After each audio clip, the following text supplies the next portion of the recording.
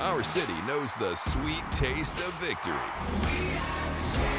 From the Stanley Cup to a Division I title win. That still doesn't feel real. A triumph isn't an end. Now, new stories are being written, and Fox 5 and the Silver State Sports and Entertainment Network is following every team on ice.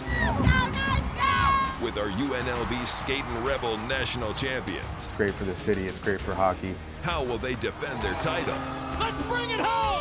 And the Henderson Silver Knights, skating with something to prove while building tomorrow's legends. It's great to be able to teach and grow off a win. Plus, how our youth teams are teaching kids to fly on ice. And what's in store for the new faces of the VGK, including their monsters in the north. The Golden Knights are beefing up their minor leagues with the Night Monsters. These teams, our teams. Where their victories become our victories. Building the future of hockey, one player at a time. Vegas wanted hockey, Vegas got hockey. Covering every team on the ice, this is Hockey in the Desert Weekly.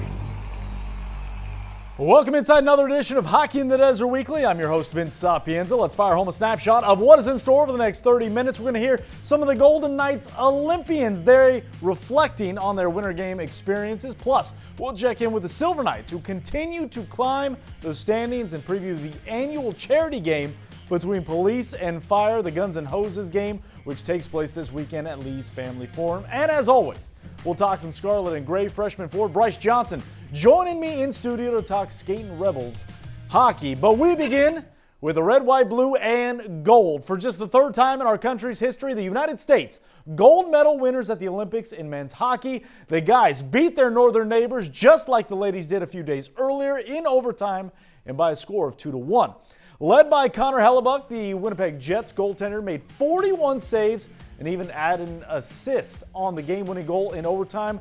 Scoring that goal was 24-year-old New Jersey Devils forward Jack Hughes, who ripped home his fourth goal of the tournament and forever etched his name and his teammates' names in hockey lore. Now, with that goal, that means Jack Eichel and Noah Hanifin will forever be known as Olympic gold medalists. Hanifin scored a goal and picked up 2 assists in 3 games, while Eichel had scored twice and had 6 points in as many games. The Golden Knights superstar centerman now moves into some rarefied air, becoming just the second player to ever win an Olympic gold medal, a Stanley Cup, and the Hobey Baker Trophy, which is awarded to the top college hockey player each year. Bruce Cassidy, while disappointed he and his team came up short, all smiles for his 2 American players in Vegas. I told the guys today, I mean, there's only one winner, and I'm happy for Jack and Noah. Great people. They had a great team, and, it was their year. For the rest of the guys, including Thomas Hertl. Like, he was this close too, right? So he's going through a little bit what we're going through, and that's just part of it. So I'm happy for those guys. Would I rather have been Canada? Of course, we were fully invested, but there's only one winner, and it's them. So enjoy your moment. I'm glad they're having a good night tonight and with their teammates, and enjoy it. They're going to remember for the rest of their life, so enjoy it. Once they get back here, they'll have to sort of move on from that and get ready to be Golden Knights again, and that's what they get to do. The victor go the spoils, right? So good for them. Now, while the United States takes gold, that of course means Canada, and the 4 VGK Canadians taking home silver, Mitch Marner, Mark Stone, Shea Theodore, they combined for 4 goals and 11 points in 6 games. As for the other 3 Golden Knights representatives at the Olympics, Tomas Hertl, Rasmus Andersson, and Akira Schmid, they got home earlier than the rest, and we got a chance to hear what their Olympics experience was like before they resumed their NHL schedule.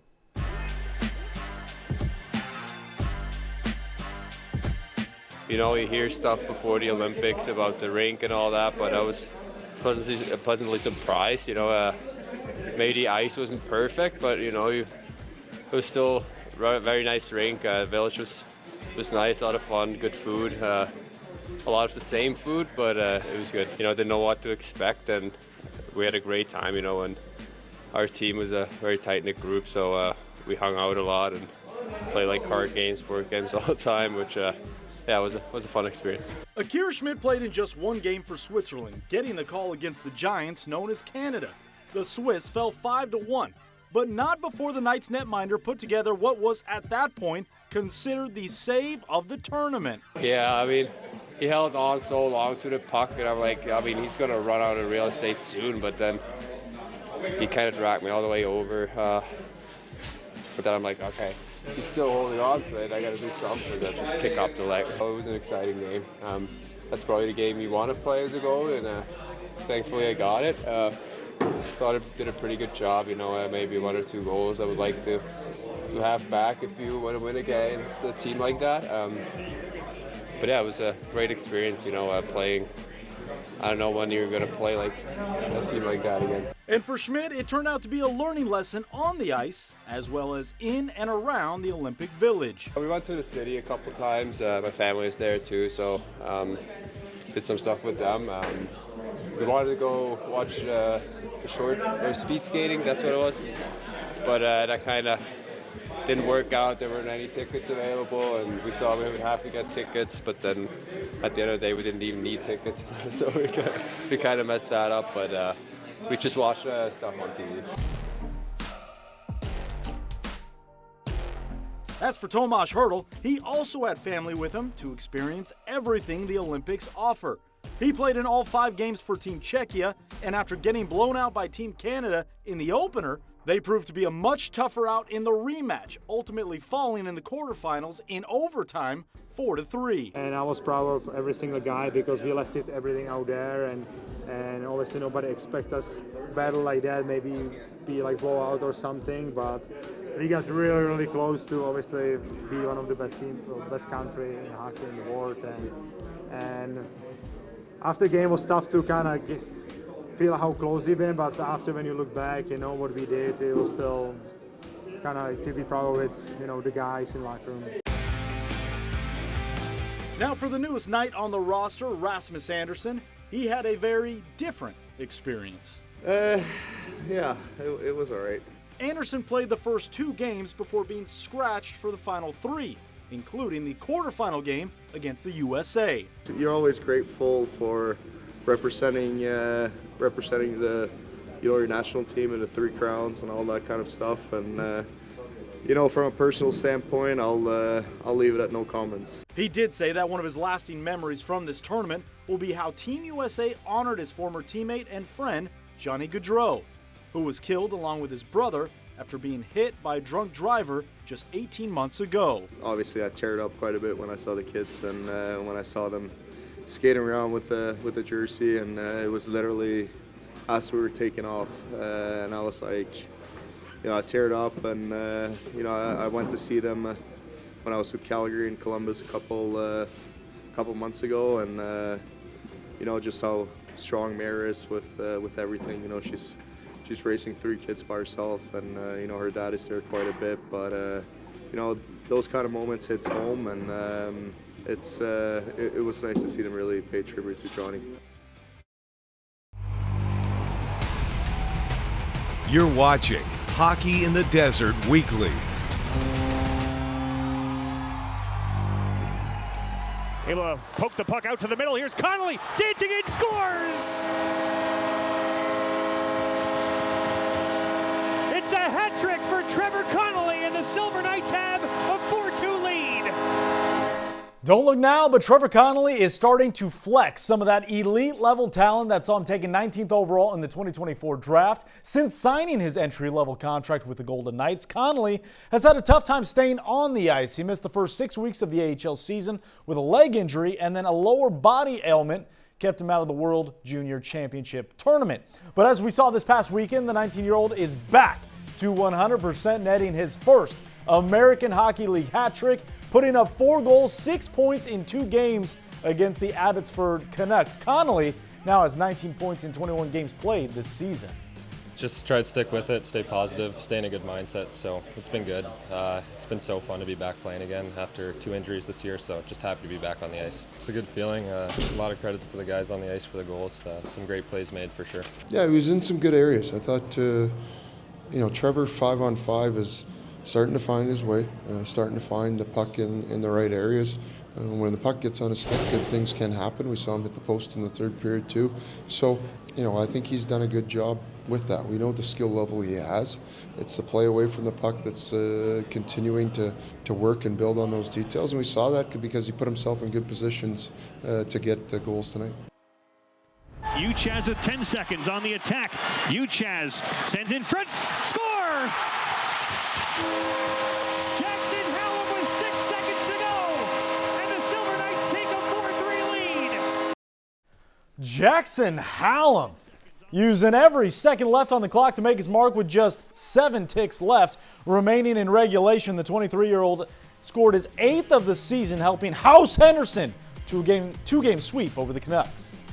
Yeah, that was probably the most important weekend for us. We just got close. I think it's like one game for playoffs. So we're still pushing, and we just really want to make the playoffs this year. Yeah, that's big. Like we all know, we're trying to make a push to make the playoff here. I think we have a team to do it and make some noise, and we just take one game at a time. It's big 4 points for us, and that was the plan heading into the weekend, and we got it done. Now looking ahead to this weekend, the Silver Knights are back at it against the Colorado Eagles. But before they hit the ice, Vegas's finest will face off in the annual Guns N' Hoses charity event, renewing a friendly rivalry between police and fire that started here in the Valley back in 2003.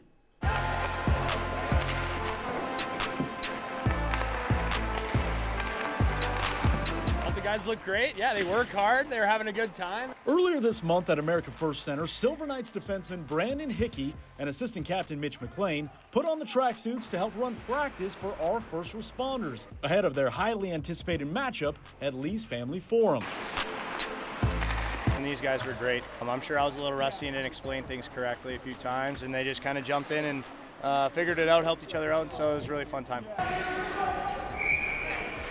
And for these HSK players turned temporary coaches, it's about building relationships with those in our community, or in some cases, continuing them. One of the guys on the team, on the fire team, Derek Selliff and I played junior together. We were line mates, so really cool to come kind of out here and see him and coach him, and he's still a really good player, obviously, out here. As for Hickey, this is an event that hits close to home. Yeah, my dad was a firefighter for 35 years. His dad was a firefighter, my dad's brother, my great uncles. It runs in my family. My brother now too just got on the volunteer fire department in Nisku and back home. Now they put it all on the line every single day. Like, talk about pressure and pressure moments, and can't get more pressure packed than what these guys go into, both police and fire. So everything that they do, they want to help people, and I have the utmost respect for them. The players here at practice and participating in the game are first responders representing Las Vegas Metro, Henderson PD, Las Vegas Fire and Rescue, the Clark County Fire Department, as well as Boulder City Fire. We run our practices just like a beer league, so to come out here and have something organized, it's unique, and it's good for the guys to get out and experience something that's well organized by some professionals. It was impressive to see all the guys complete those drills. Like I said, they pushed us. They definitely gave us some hard drills. After they whiteboarded it for us, drew it up, some of us looked at each other and were like, I don't know what they said. And it's like, okay, just go to the back of the line and then go. But no, everybody executed them to perfection. And it was very nice to see.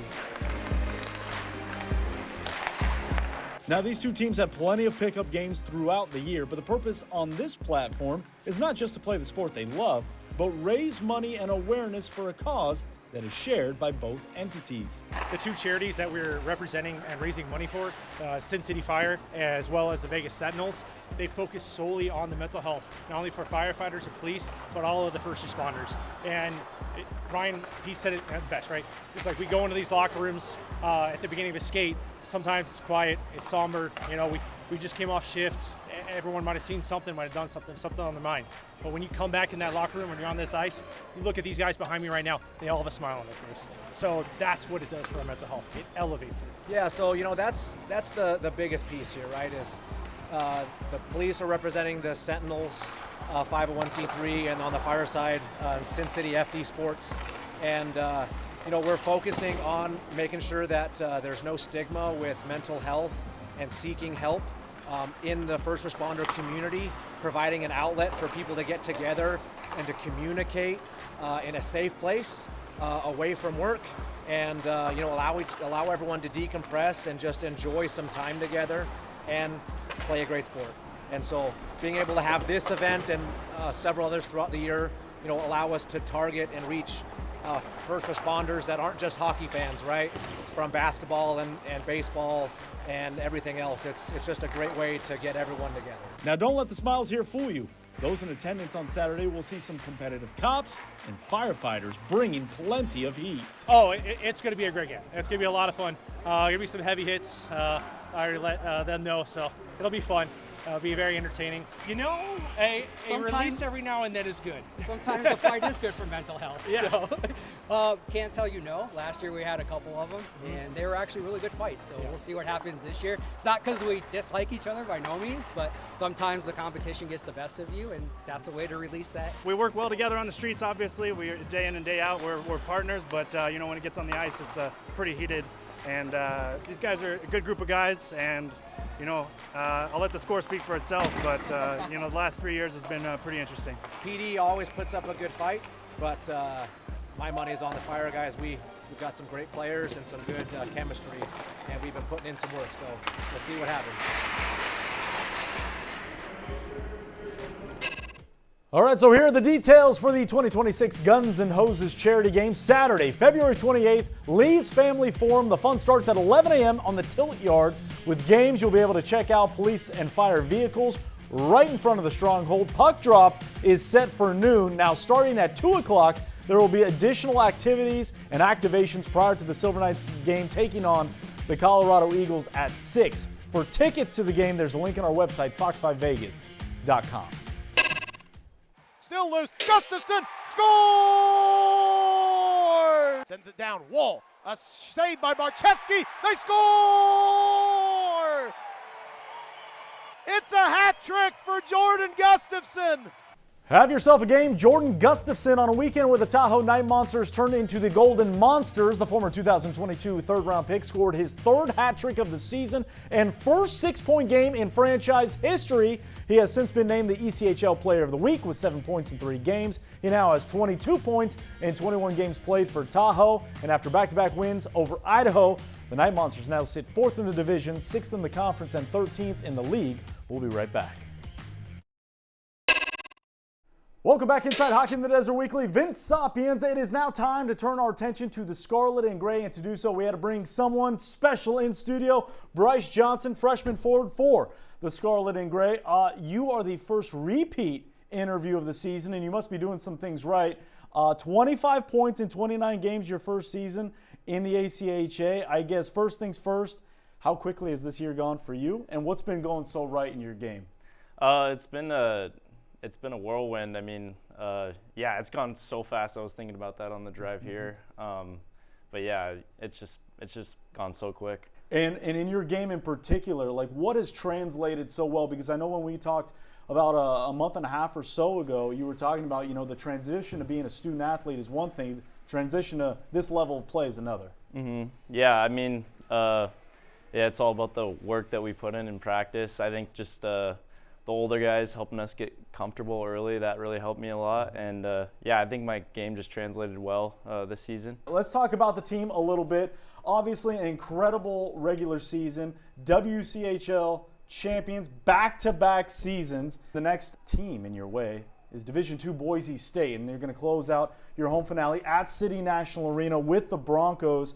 You're also going to be recognized, again, as I mentioned, Western Collegiate Hockey champs. So what is that night going to be like, and what are you trying to achieve in this home finale weekend to close the regular season? Yeah, I mean, it's the home finale. I can't believe we're saying that already, but yeah, we're gonna come out hard, and we'll see what Boise State has to offer. But yeah, it's gonna be a fun weekend. Your program is extremely community reliant. You obviously have the gala coming up here in short order, as well as there's a GoFundMe being put together to help you guys get to nationals, because every dollar matters, and it's why City National Arena being able to sell out those home games is so important for the program. What have you learned in your first season of how reliant and driven by the community this program is? I mean, without them, we do not have a program. So kudos to them. They help us do everything: eat, play, travel. So yeah, we need them. They're a necessity. All right, Bryce, before we let you go, we're going to play a new game. We invented it since the last time you were on the show. So this is your first one. So I'm going to show you 3 pictures, and all you got to do is tell me is, what were you thinking? What's going on in the picture? Let's start with that first picture on the screen. All right, there it is. This looks like pregame. Talk to me about what you're doing, what you see. That's my boy Backel. I think we're vibing, going to the rink. You drive in together every Yeah, game? we drive every day together. He's my roommate. So. Talk to me about that fit, though. Is that the go-to fit? Do you have multiple fits? If we're winning, I don't change up my fit. Today, Not a lot of guys go with the tie, though. You went with the tie. Is that a freshman thing, or is that a choice? I think I was just feeling a little bit different. I actually don't normally go with the tie, so I went with the tie that day. All right, let's go to that next one now. Let's see what we got. All right, what's happening here? I am looking at the ice. I don't know what's happening here, but yeah. That's another example. What it looks like to me, another example of just being a big guy and everybody trying to go after, and you're just fighting through the checks. Is that? Yeah. How accurate is that? Yep. Yeah. Like I said, I don't know what's going through my head there. Did you fall? I think I probably fell. I mean, 200 pounds looking at the ice. I think I probably fell there. All right, last one. Let's see. What are you thinking here? What's going on here? I'm pretty pumped up here. I think I scored a goal here. I think that may be why I'm doing that. But yeah. That's a perfect lunge technique as well. Look at that. That's perfect form. Yeah, Jared would be really happy. Didn't know I had that in me. He is Bryce Johnson, freshman forward for your Skating Rebels. Bryce, always appreciate your time. Best of luck the rest of the way. We will chat here very soon. Awesome. Thank you. We're not done here. When we return, we're going to clear the ice here in Hockey in the Desert Weekly. Stay with us. As we clear the ice, go to America First Center, where the Sapienza sensation known as Jackson made another deposit in his goal-scoring account, crashing the crease, toe drag around the net, buries it in the back of the net. The 10U Bombers finishing the regular season with the best record, #1 seed heading into the postseason. And then later that night, number 71 left AFC headed to Lee's Family Forum to join the HSK on the blue line. Fist bumps for Carl Lindbaum. Atta baby.